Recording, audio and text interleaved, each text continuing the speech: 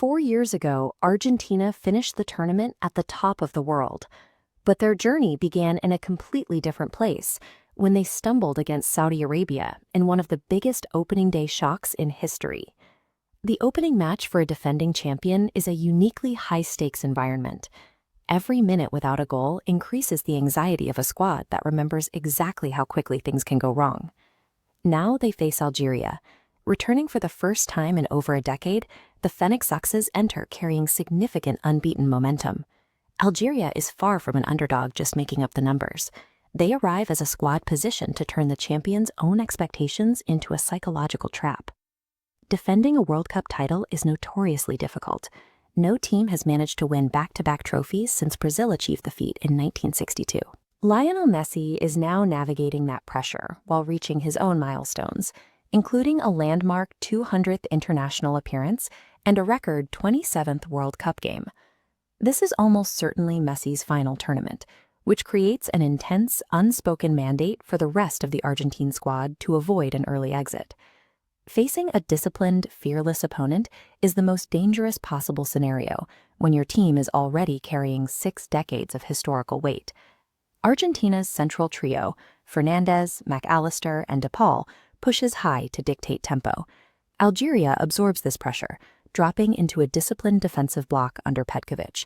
They wait for Argentina to overcommit, looking to launch rapid, vertical counterattacks down the channels. Argentina is particularly vulnerable on the left flank due to the absence of Nicolás Tagliafico.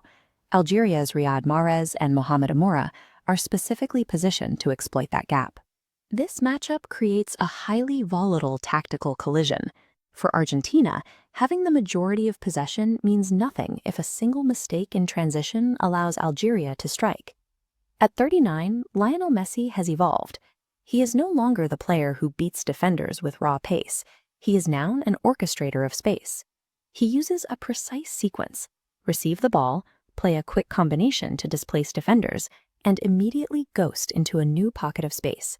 To counter this, Algeria's defensive leaders, Aissa Mandi and Rami Bensebaini, have a specific assignment to aggressively shrink the space between the midfield and the defensive line. Argentina's offense relies on Messi finding these microspaces before the Algerian wall can collapse around him.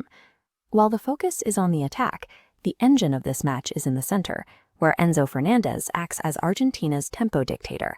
His direct opponent is Algeria's breakout 20-year-old Ibrahim Maza. Maza is a dangerous antidote to the Argentine press because he can receive the ball on the half-turn, physically ride challenges, and instantly progress play. Whoever wins this duel, the established champion or the dynamic prodigy, will likely dictate the rhythm of the entire game. As the clock ticks, a psychological pressure builds. The longer the score remains tied, the more the expectations of the crown begin to weigh on the champions. Algeria's path to victory is to survive the early emotional wave, frustrate the Argentine midfield, and wait for the inevitable moment Scaloni's men overextend. For the Fennec Foxes, this is a rare chance to take down a giant and re-establish themselves as a global force. Argentina needs a dominant performance to prove they have moved past the vulnerabilities that haunted their opening match in 2022. These 90 minutes in Kansas City will show whether a legendary generation can secure its immortality, or if a tactically sophisticated squad can force the champions into a familiar stumble.